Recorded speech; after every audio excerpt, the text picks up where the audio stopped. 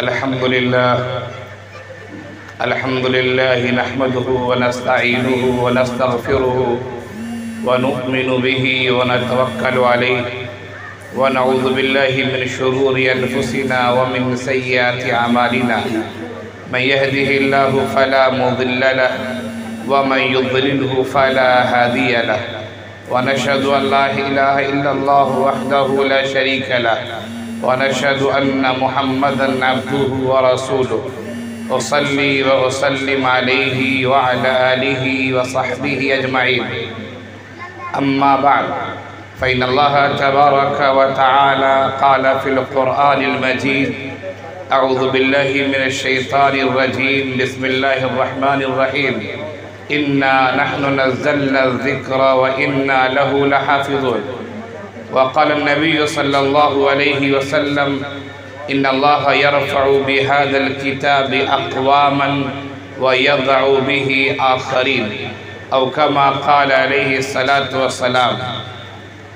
مدرسہ عربیہ فیض القرآن کے بانی و ناظم، اس مدرسے کے اساتذہ کرام، ذمہ داران، دور دراز سے آئے ہوئے مہمانان گرامی، اسٹیج پر تشریف فرما علماء کرام اور مہمانان کرام، اور میرے سامنے ایک بڑی تعداد ہے حاضرین و سامعین کی۔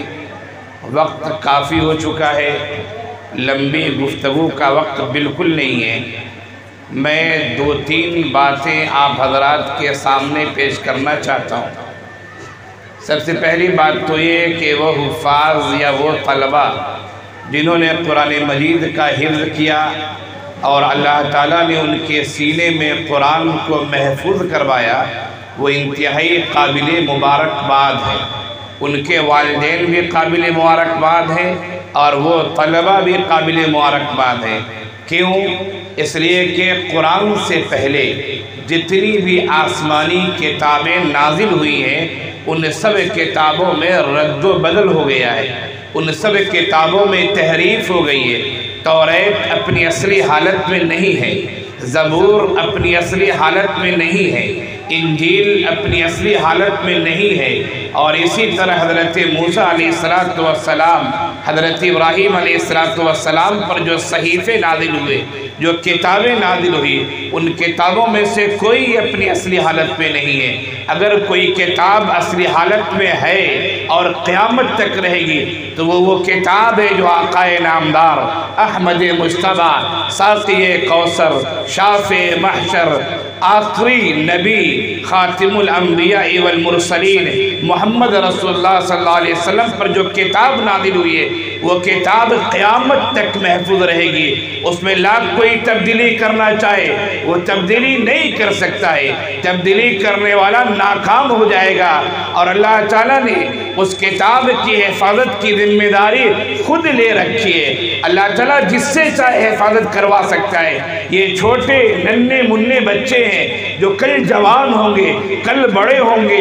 اللہ تعالیٰ نے ان چھوٹے بچوں کے سینوں کو قرآن کی حفاظت کے لیے چنا ہے۔ کتنے خوش قسمت ہے اگر ہم میں سے کوئی آدمی اگر سی ایم کا، پی ایم کا، ڈی ایم کا، وارڈ ممبر کا، ایم ایل اے کا، ایم پی کا اگر وہ گارڈ بن جاتا ہے، سیکورٹی گارڈ بن جاتا ہے، وہ اس کے آگے پیچھے کرتا ہے، کتنا خوش نصیب اپنے آپ کو سمجھتا ہے کہ میں جو چاہوں ایم پی صاحب سے کروا لوں، ایم پی صاحب کے ساتھ ساتھ رہتا ہوں۔ آپ دنیا والوں کے ساتھ ہیں تو آپ کو اتنا احساس ہے۔ یہ ننھے منھے بچے جن کے سینے میں قرآن ہے، اللہ تعالیٰ نے ان کے سینے کو صندوق بنایا ہے قرآن کی حفاظت کے لیے۔ اللہ جس کے سینے کو چاہے چن لے، وہ غریب کو بھی چن سکتا ہے، امیر کو بھی چن سکتا ہے۔ یہ اللہ کی کتاب ہے، یہ اس کا کرم ہے، اس کا فضل ہے، وہ جسے چاہیے نعمت دے سکتا ہے۔ مکہ مکرمہ میں جب ایک یتیم بچے کو اللہ تعالیٰ نے نبوت دیے تو مکے والے کہنے لگے کہ آدمی تو مالدار نہیں ہے، اس کے تو والد بھی نہیں ہے، وہ نبی کیسے ہو سکتا ہے؟ اللہ تعالیٰ نے انبیاء کے سلسلے میں فرمایا ذَلِكَ فَضْلُ اللَّهِ يُؤْتِيهِ مَن يَشَاءُ، یہ نبوت اللہ کی طرف سے فضل ہے، انعام ہے، اللہ جسے چاہے دے دے۔ تم اس میں تنقید کرنے والے، اعتراض کرنے والے کون ہوتے ہو؟ قابل مبارک مبارکباد ہے یہ ننھے منھے بچے کہ اللہ تعالیٰ نے ان کے سینے کو قرآن کی حفاظت کا ذریعہ بنایا ہے۔ اللہ تعالیٰ کا ارشاد ہے جو میں نے آیت تلاوت کی، اِنَّا نَحْنُ نَزَّلْنَا الذِّكْرَ وَإِنَّا لَهُ لَحَافِظُونَ، ہم نے یہ قرآن کو نازل کیا ہے اور ہم ہی اس کی حفاظت کرنے والے ہیں۔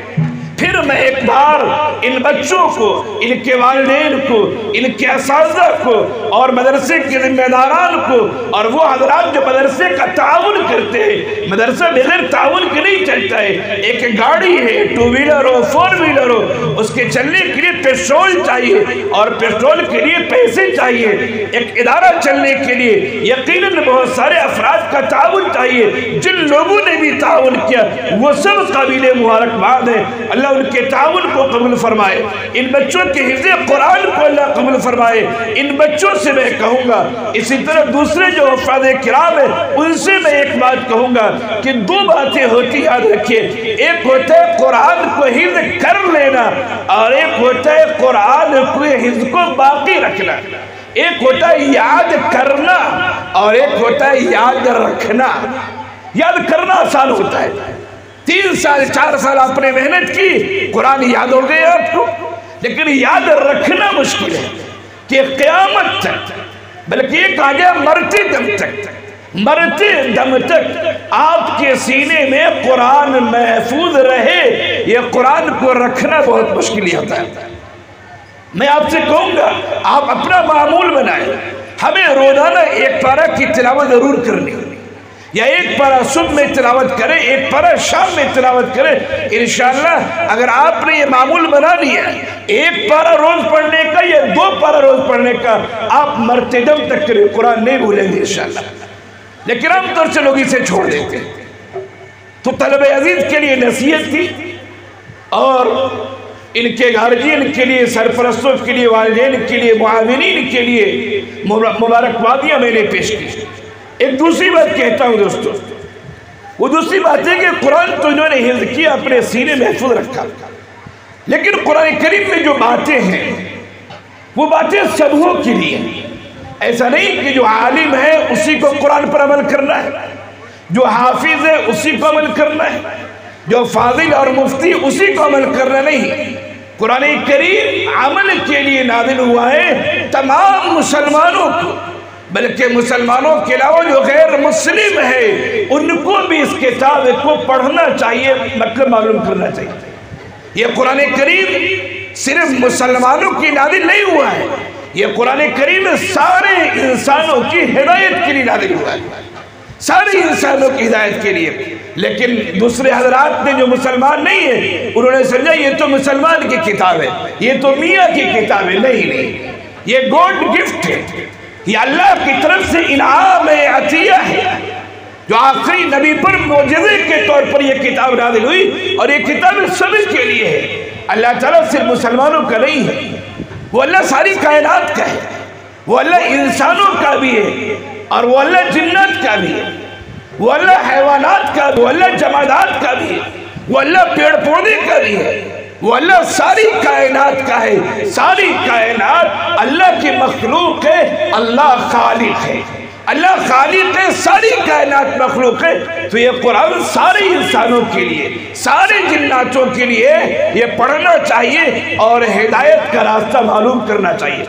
جنہوں نے اسلام قبول کیا انہیں تو قرآن کو پڑھنا ہی ہے، قرآن کے بارے معلوم کرنا ہے، قرآن ہم سے کیا مطالبہ کر رہا ہے، قرآن ہم سے کیا چاہ رہا ہے، اور قرآن عمل کی نازل ہوا ہے۔ قرآن صرف کوئی مر جائے تو قرآن خالی کر لے اس کی نازل نہیں ہوا ہے۔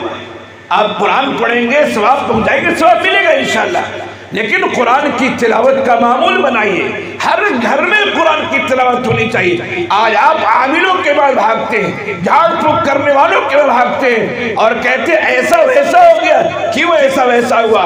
آپ نے قرآن کی تلاوت نہیں کیے، آپ کے گھر میں شیطان آ گئے، فتنے پیدا ہو رہے ہیں، اختلافات پیدا ہو رہے ہیں۔ قرآن کی تلاوت جہاں ہوتی ہے اس گھر میں بھی رحمت نازل ہوتی ہے، اس محلے میں بھی رحمت نازل ہوتی ہے، اللہ کی خاص برکتیں نازل ہوتی ہیں۔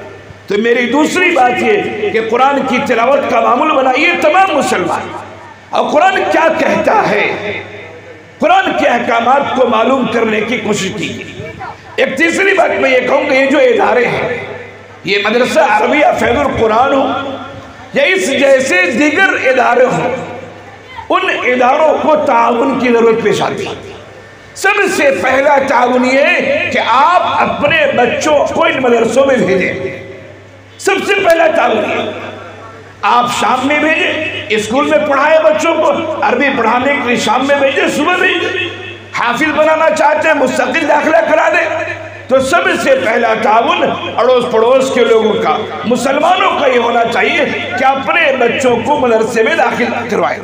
دوسرا یہ کہ ادارے جو چلتے ہیں، میں نے جو کہا کہ گاڑی چلائیں گے پیٹرول کی ضرورت پیش آئے گی، اور پیٹرول پیسے سے ملتے ہیں۔ ادارے میں اساتذہ بھی کام کرتے ہیں، ادارے میں دوسرے ارکان بھی ہوتے ہیں، ادارے کے ناظم اور محتوی ہوتے ہیں جو دن رات مدرسے کے کام میں لگے رہتے ہیں۔ آپ کی ذمہ داری ہے، عام مسلمانوں کی ذمہ داری ہے تو ان اداروں کا تعاون کریں تاکہ ادارہ مستحکم ہو، مضبوط ہو، اچھی طرح ادارہ چل سکے۔ اگر تعاون نہ ہو تو کیسے کام چلے گا؟ میں یہ نہیں کہتا آپ 2000 10,000 دیئے، آپ اپنی آمدنی میں سے، روزانہ کی آمدنی میں سے اگر 10 روپے نکال لیتے، 10 روپے تو ہمیں سے ہر آدمی نکال سکتا ہے، 10 روپے نکال لیں، مہینے میں 300 روپے کی رسید تو آپ کٹا سکتے ہیں۔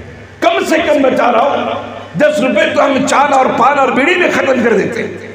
تو ہر آدمی یہ اگر سوچ لے کم سے کم روزانہ 10 روپے ہم مدرسے کے نام سے نکال لیں گے تو مہینے میں کم سے کم 300 روپے ہو جائیں گے۔